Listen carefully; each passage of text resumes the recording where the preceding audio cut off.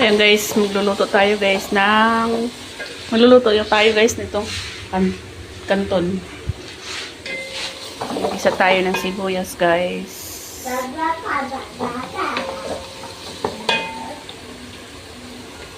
Isa tayo ng sibuyas. Ano lang ang ihalo dito? Kunting gulay lang kasi hindi naman yan sila mahilig sa gulay. Nag-request lang yung amo ko na ito daw ang kakainin namin ngayon. Tapos, ayan, sabi niya yung manok daw, lagyan ko daw ng arena, tapos iprito. Ayan, parang chicken nuggets. Ayan, guys. Lagay natin yung sibuyas. Kamayin na natin, guys. Malinis naman ang kamay ko, guys. Kasi hawak ko yung cellphone, hindi ako makaano.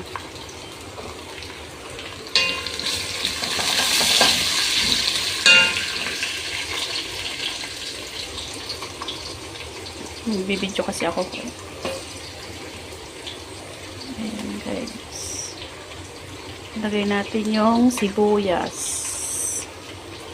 Ito lang yung mga sangkap kasi yan, hindi naman sila mahilig kasi sa gulay. Repolyo nga lang at saka ito sili na malalaki ang lalagay ko lang.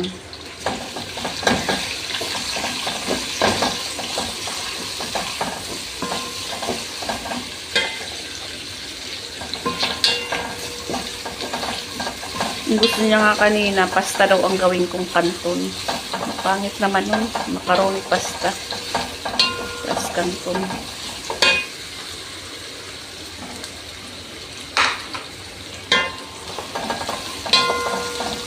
Tayo ng bawang at sibuyas. Yung manok kasi hindi na natin kailangan igisa kasi luto na yan. Yan ay luto na.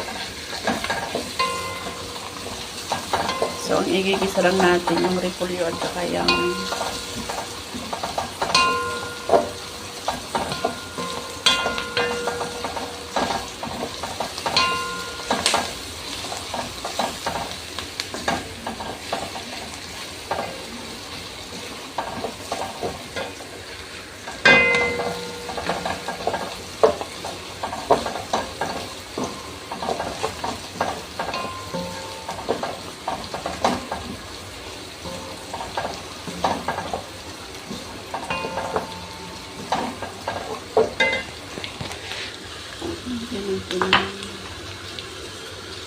ito natin guys.